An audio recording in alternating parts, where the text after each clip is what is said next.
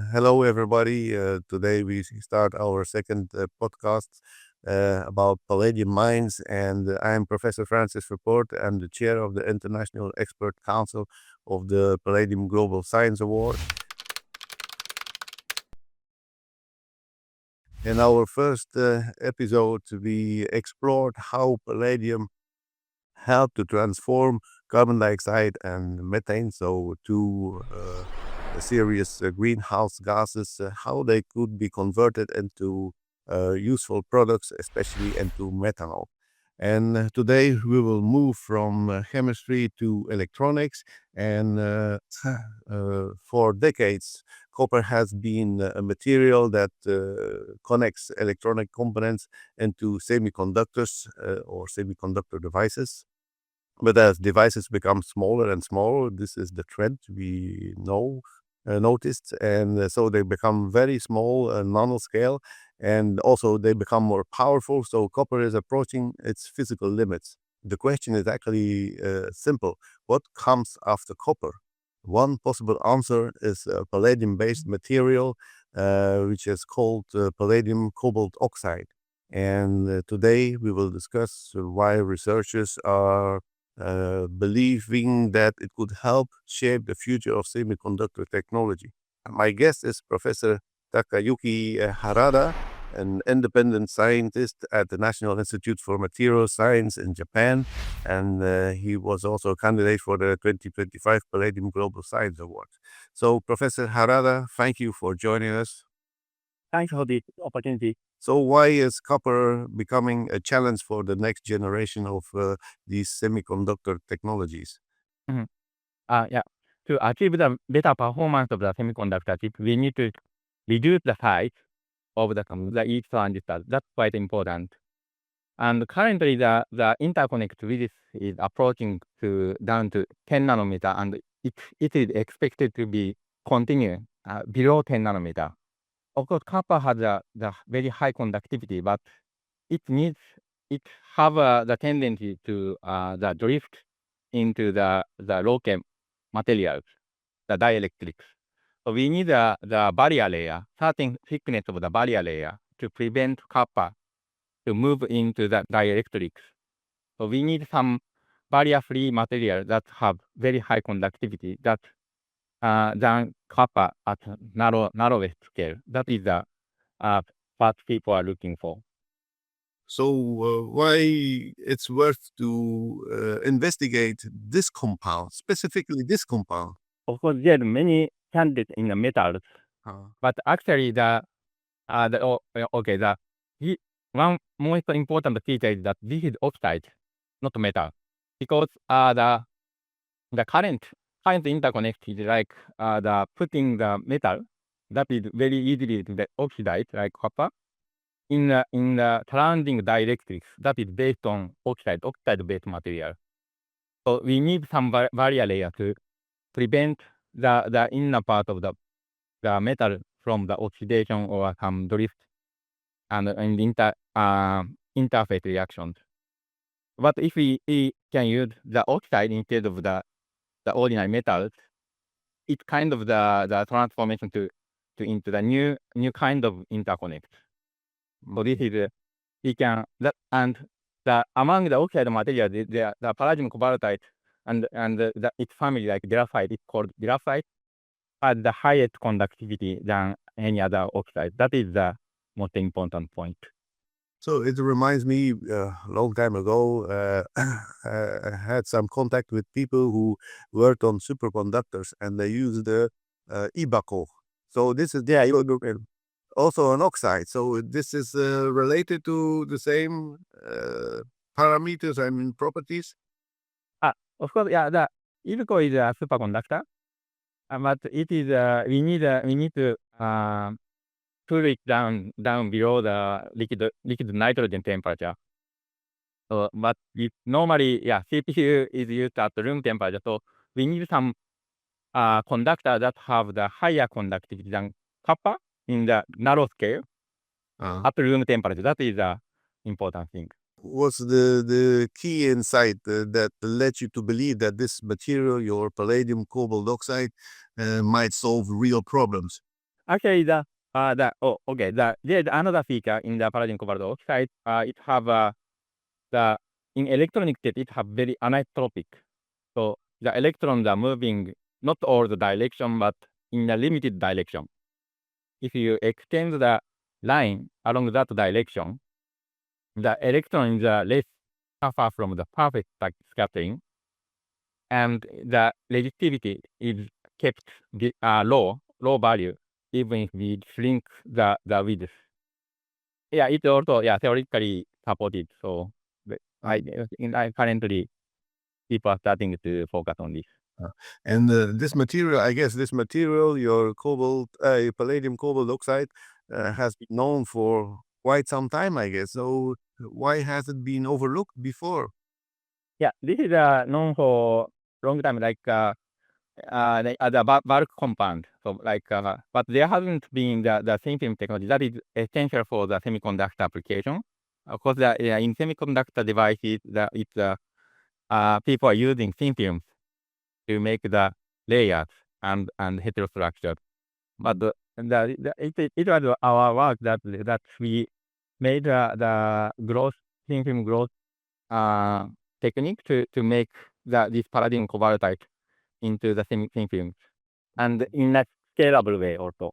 So this palladium cobalt oxide has been known for quite some time, yet your work transformed it into a promising platform for semiconductor applications. So what exactly was the breakthrough? First one is that, of course, that the thin film the growth technique, making the thin film growth technique. At the beginning, we were not quite confident that we can make this compound in thin film, because this is oxide of noble metal. It's quite challenging to make it in a vacuum system. But we tried, and we are really surprised that we can make this thin film, and also it's quite stable. Actually, is it the palladium is oxidized, or it's the cobalt which is oxidized, or both are oxides? Yeah, actually, in the system, the palladium has the monovalent state, monovalent palladium, and also cobalt reflux state.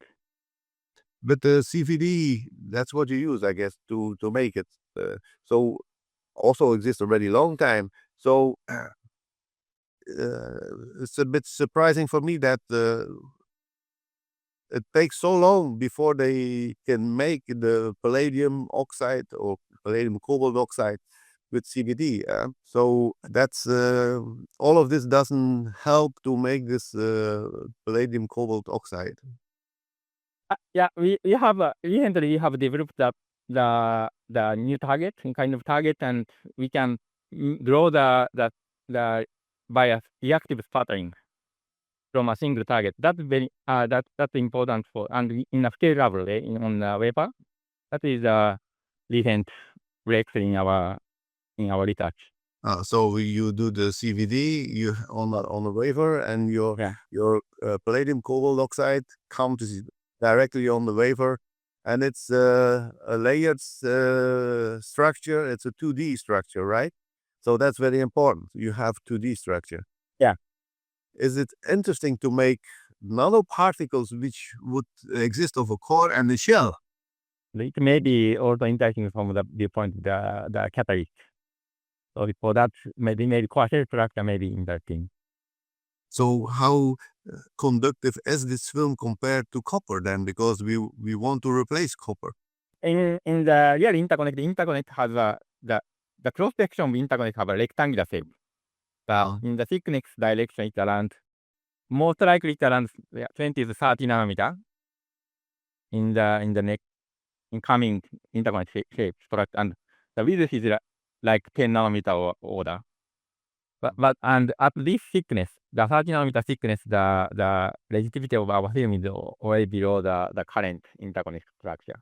So if you can say it in a simple way, why your material with these good results, why it matters in a simple way for our audience. This material in all the material, electrons are moving every direction. So if you make the pathway narrower, the electron hits at the boundary quite often. That causes the resistance. But if in this compound, electrons are moving in the fixed directions, only fixed directions. So if we make the pathway along that direction, electron can move without hitting up the wall. That is the point. So the breakthrough was not simply a discovery of a new material.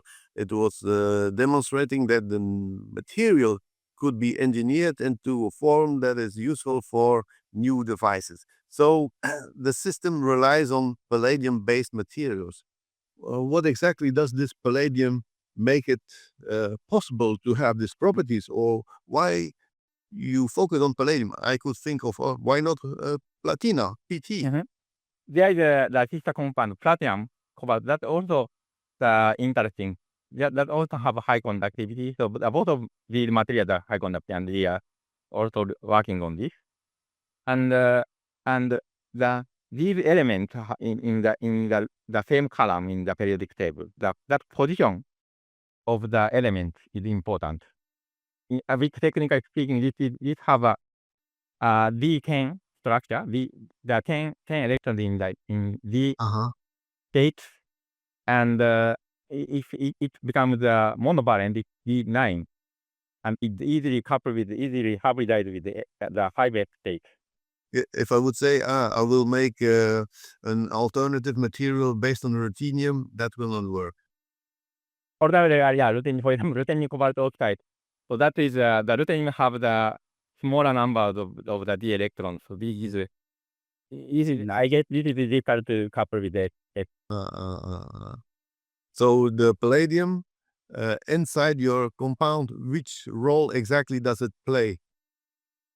Palladium. Yeah, PD. PD transmits electrons in the material. This is the main player for the transmitting electrons inside of this material. Does light has an effect on exciting electrons in your material, or? Yeah, in the compound, the palladium has a two-dimensional layered structure. So this provides it's like a highway for electrons. And the electron can move very fast inside of this layer. So light can also stimulate electrons, right? No, in this compound, this is the metallic compound, so we don't need to excite electrons by light. Yes, if that palladium in this compound, it doesn't transmit electrons. It cannot. The material cannot perform in the same way without it. So it's if you take away the palladium, then you have just cobalt oxide and nothing. Yeah, right? yeah. This is insulating. Yeah. Does it also play a role for stability, or it's for both? I think it's for both. To stabilize this layered crystal structure is ionic, so each layer have some charges. So we need a palladium to stabilize it. But for semiconductor technology, these technologies, they operate at incredible small dimensions, as you mentioned, 10 nanometers or even smaller. So why does conductivity become such an important issue at the nanoscale? If you reduce the width of the interconnect, the electron hit up the wall of this interconnect more often, and this causes the resistance. This is the origin of the resistance. And so if you make it narrower and narrower, the resistance goes up. That is called surface scattering effect. So what happens when resistance increases? Then resistance increases, the computer chip becomes slower. So if the resistance increases, then the electron flow becomes slower, right? Yeah, this is called RC, resistance times capacitance.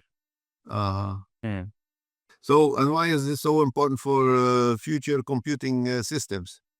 Of course, to speed up the calculation. I mean, to make the performance of the, for example, AI infrastructure it is important to get the better CPU and the GPU. For that, we need the high performance interconnect. So if you enjoy discussions about advanced materials, semiconductor technologies, and scientific developments moving toward real world applications, you should follow Palladium Minds. Each episode explores one scientific breakthrough and the path from discovering to practical applications. Let's have a look to industrial readiness. So, Mhm. how close are you with your palladium cobalt oxide to the real world applications? Yeah. Now recently we are getting lots of interest from the lot of contacts from several semiconductor industries. So now it's around the beginning of the transferring into the industry, and also the initial test stage. Uh-huh. So up, now it's converting from the lab curiosity into some kind of industrial application. Is it hard to get from the lab to this intermediate stage? At the beginning, we started in just for the curiosity, and particularly at the low temperature property. So at the beginning, and after that, we realized that this is very stable compound, maybe good for electronics. Uh-huh. And we started that direction and made some presentation for example, electronics conference or something, and it was very lucky that the people in the audience got interested in this material. That is but it's not like going on. So you are best placed to see how far you are and what still has to be solved. So what do you still have to solve to get it to the market, let's say? Yeah, there are many things. Like for example, to put these materials into the real chips, we need to develop the process that is compatible with the current, for example, current CMOS process. And of course, this is oxide, so the such process can be different from the existing process that is optimized for metals. So there are lots of technical development and also the opportunity for the various researchers. So your technology, is it compatible with existing semiconductor processes, or they have to adjust the process, or? Yeah, we need to they have to adjust the process. So we need to make, for example, currently we have developed the scalable growth, but we need the process to make edges down to very narrow lines. That is what we need to develop, and there are various things to be solved. Okay. Yeah, so this is one challenge. Are there other challenges or issues to be solved? For example, the patterning process, also the current growth temperature is quite high, and 700 degrees Celsius. So we need to reduce it down to, let's say, the 400 degrees Celsius something, and we need several processes to make it on the peak. So the question is no longer whether the material is interesting. The question is how quickly it can move towards practical implementations. So that brings us to the applications. So where could this technology make the biggest impact? You mentioned earlier you can put this material into the CPU of a computer, but is this the most promising application, or are there any other applications which are even more promising? Yeah, of course, the interconnect is one of the big, the big target for us. But there is also several other features in this compound because this compound have a layered ionic structure. So there is a strong electric dipole at the surface. So that makes the very high work function. So this is important for the power electronics and RF devices. We are also getting contact from this kind of field from the industry. And also the optical property is also important, interesting for this compound because we can make the very thin film while keeping the electrical conductivity. So this is good for the transparent conductor. Yeah, interconnect will be quite important. Yeah, so that is the one main target. Uh-huh. Okay. And devices which use radio frequency or communication systems, Yeah, could that be used in this area? I think so. Yeah, for this RF property and or RF devices and also power devices, power electronic devices, we use the different feature of this material. That is this ionic layered structure. Okay. Yeah, Uh-huh. that gives us the high work function. Because of the use of your material or potential use of your material in the CPU of a computer, I was wondering, future AI infrastructure, would that benefit from your technology? I really hope so. Yeah, and yeah, because the currently, the of course that one point is of course reducing the resistance, Uh, but currently if we make the transistor denser and denser, the one big problem issue is the heat, heat from the chip, oh, yeah, yeah, yeah.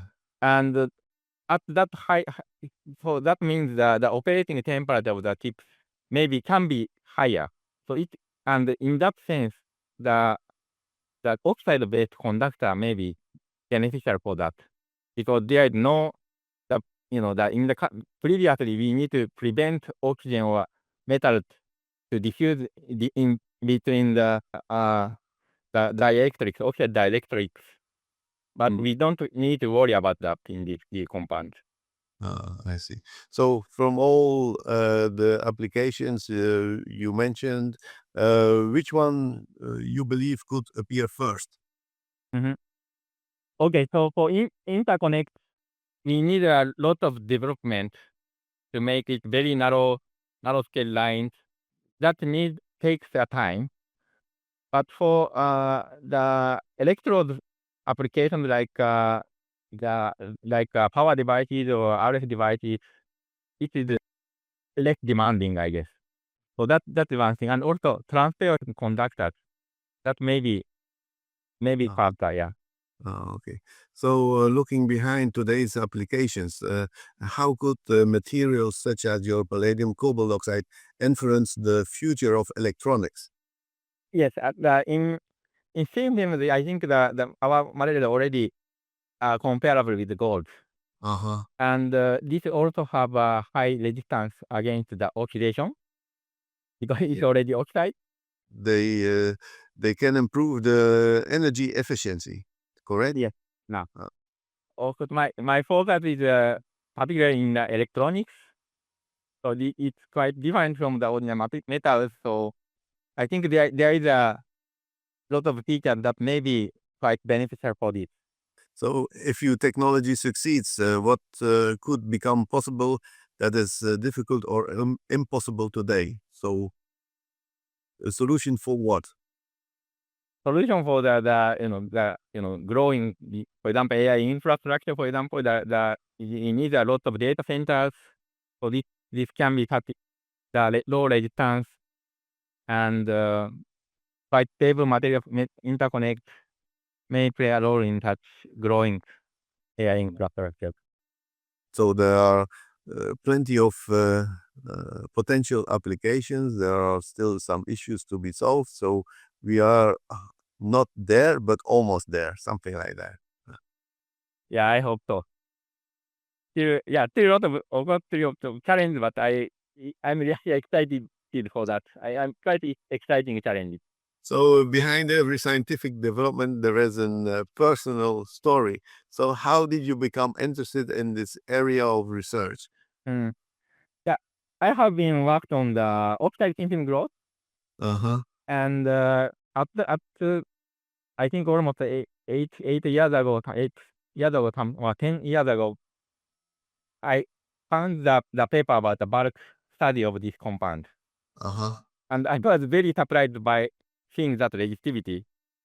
I even thought that this is maybe this may be a wrong number, but it turned out and I found I decided to make grow the thin film because there's no thin film research on this, and that is what I started to work on this. So there is always some bulk very good studies before our thin film studies. So were there any moments that you encounter some